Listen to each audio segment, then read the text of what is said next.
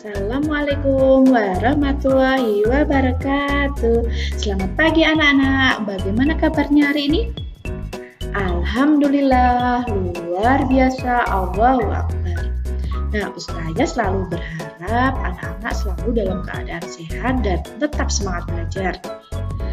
Jangan lupa untuk menjalankan sholat 5 waktu, sholat duha, terus hafalan ditingkatkan, dan tetap lakukan pembiasaan yang positif di rumah ya. Dan satu lagi, tetap patuh kepada kedua orang tua. Nah, hari ini anak-anak belajar bersama Ustazah Andini ya. Hari ini kita akan belajar tematik tema 4 subtema 3, yaitu tentang hidup bersih dan sehat di tempat bermain. Nanti kita akan belajar bahasa Indonesia dan PPKN. Nah, pada muatan bahasa Indonesia KD 33 dan 43 kita akan belajar yang pertama, menemukan kosakata tentang kebersihan taman bermain. Yang kedua, menemukan informasi dari teks. Kemudian yang terakhir, membuat laporan pengamatan berdasarkan gambar. Nah, yang pertama menemukan kosakata tentang kebersihan taman bermain. Nah, di kosakata tentang kebersihan bermain ada kata nyaman, bermain, bersih, asri, pepohonan. Nah, yang pertama nyaman. Anak-anak, kosakata itu nanti kalian bisa mencari artinya di Kamus Besar Bahasa Indonesia atau KBBI. Kalian bisa mencari di buku KBBI atau bisa mencari di internet. Ya, yang pertama kita akan mencari arti kosakata dari kata nyaman. Ya, nyaman artinya segar, sehat, dan sejuk. Kemudian yang kedua ada kata bermain. Bermain artinya melakukan sesuatu untuk bersenang-senang. Selanjutnya ada kata bersih. Bersih artinya bebas dari kotoran. Kemudian ada kata asri. Asri artinya indah dan sedap dipandang oleh mata. Kemudian ada kata pepohonan. Artinya pohon-pohonan, yaitu banyak pohon. Selanjutnya ada kata udara. Udara itu artinya campuran berbagai gas yang tidak berwarna dan tidak berbau. Contohnya ini ya, udara yang kita hirup ini. Selanjutnya ada kata sejuk. Sejuk itu terasa dingin atau segar. Seperti sejuknya udara di pagi hari. Selanjutnya ada kebersihan. Kebersihan itu keadaan yang bersih. Selanjutnya ada kata sampah. Sampah itu barang atau benda yang sudah dibuang. Nah, anak-anak, kalau kalian mencari kosakata di KBBI, itu kalian bisa mencari kata dasarnya saja. Misalnya ini ya, bermain. Bermain, kalian bisa mencari main. Atau kalau kalian tidak mempunyai buku KBBI, kalian bisa mencari di internet, diketik saja kata main. Kemudian ini ada pepohonan, kalian tulis saja kata pohon. Nanti akan muncul artinya pohon, terus di bawahnya ada kata pepohonan. Terus ini ada kebersihan, nanti kalian bisa juga mengetik tulisan bersih. Jadi kata dasarnya saja ya. Nah, anak-anak, kalian juga bisa menemukan informasi dari teks. Ya, misalnya ada teks atau gambar, kalian bisa menemukan beberapa informasi dari teks atau gambar tersebut. Nah, informasi itu diperoleh dari mengamati gambar atau membaca teks. Jadi ada gambar, kalian bisa mencari informasi di gambar itu ada informasi tentang apa saja ya. Kemudian bisa juga dengan teks. Dengan teks kalian membaca teks dulu, kemudian kalian bisa mencari informasi yang kalian dapat dari membaca teks tersebut. Nah, saat membaca teks akan menemukan kosakata. Nah, dari kosakata itu kalian bisa mencari arti dari kosakata itu di Kamus Besar Bahasa Indonesia. Kalian bisa mencari di buku Kamus Besar Bahasa Indonesia atau di internet. Nah, untuk menemukan informasi dari teks, ada pun langkah-langkah yang bisa ditemukan informasi. Itu yang pertama, baca dengan seksama. Jadi kalian harus membaca teks tersebut dengan seksama. Kalau perlu kalian bisa mengulangi bacaan tersebut. Yang kedua, pahami makna setiap kalimat. Jadi ketika kalian membaca, kalian harus memahami makna dari setiap kalimat itu apa.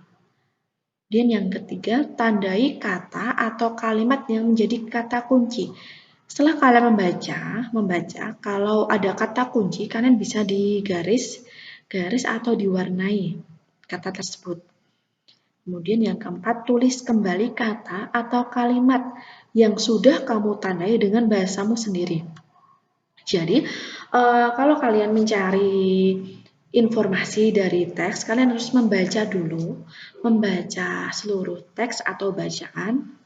Kalian sudah paham isi dari bacaan tersebut, kalian sudah menandai kata kuncinya, kemudian nanti kalian bisa menceritakan kembali atau menulis kembali dengan bahasa kalian sendiri. Jadi tidak harus sama seperti yang ada di buku.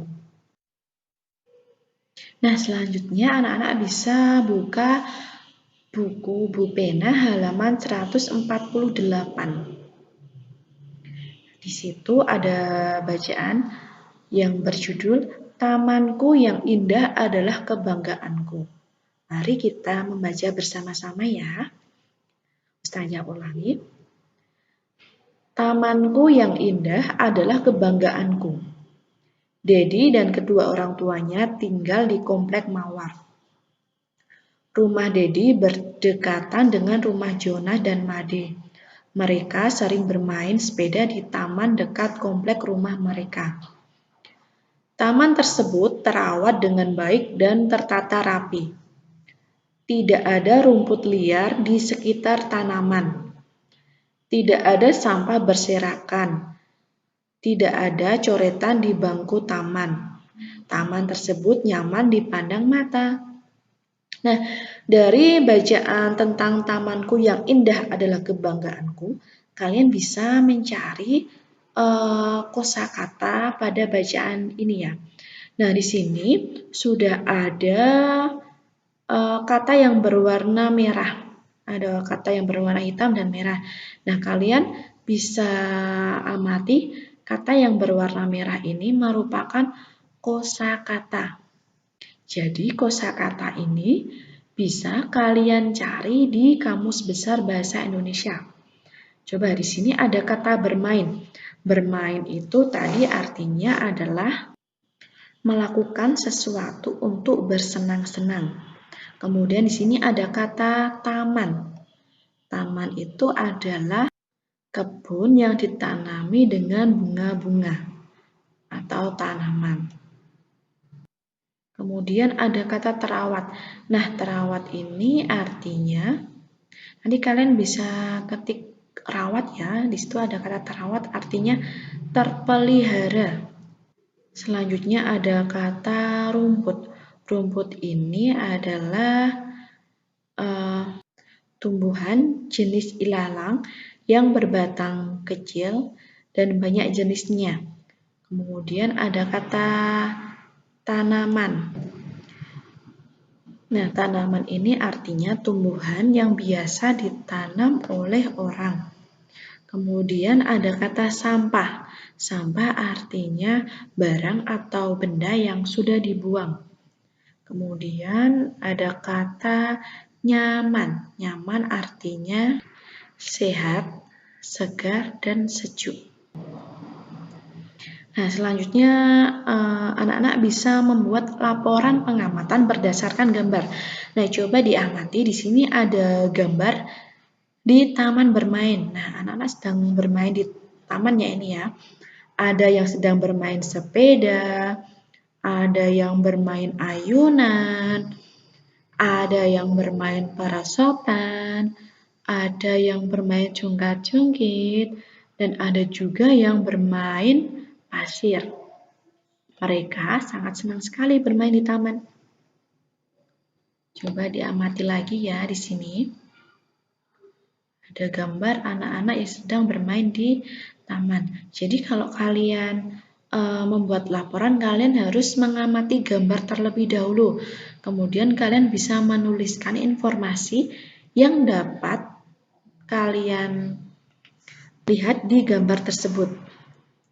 Nah, informasi dari gambar tadi ya, ada yang sedang bermain sepeda, ada yang sedang bermain ayunan, ada yang sedang bermain perosotan, ada yang sedang bermain jungkat-jungkit, dan ada juga yang sedang bermain pasir.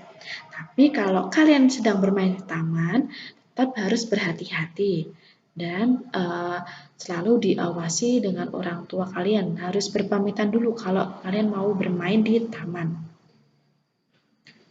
Nah, anak-anak, setelah kalian menulis informasi yang sudah kalian dapatkan dari gambar tersebut, kalian bisa menulis atau membuat laporan. Nah, kalian membuat laporan berdasarkan informasi yang sudah kalian tulis tadi. Kalian bisa menulis laporan dengan kalimat kalian sendiri. Misalnya, Jonas sedang bermain sepeda di taman. Di sana ada Made, ada Tina, ada siapa lagi nih? Ada Vina dan juga ada Lala. Mereka sangat senang bermain di taman. Nah, selanjutnya kalian juga bisa melanjutkan kalimat kalian sendiri sesuai dengan bahasa kalian sendiri ya. Kalian bisa langsung menceritakan atau bisa menulis laporan di buku. Jadi dari gambar ini kalian bisa mencari informasi dulu. Setelah kalian menulis informasinya di buku, kalian bisa membuat laporan dengan kalimat kalian sendiri atau bahasa kalian sendiri. Kemudian kalian bisa mencari kosakata yang menurut kalian sulit. Kemudian kalian bisa mencari arti kosakata di Kamus Besar Bahasa Indonesia. Selanjutnya, kita akan belajar pada muatan PPKN KD 33 dan 43. Di sini ada permainan dan olahraga yang memerlukan kerjasama. Kemudian ada sikap yang harus dimiliki agar tercipta persatuan. Dan yang terakhir ada sikap-sikap yang menumbuhkan persatuan.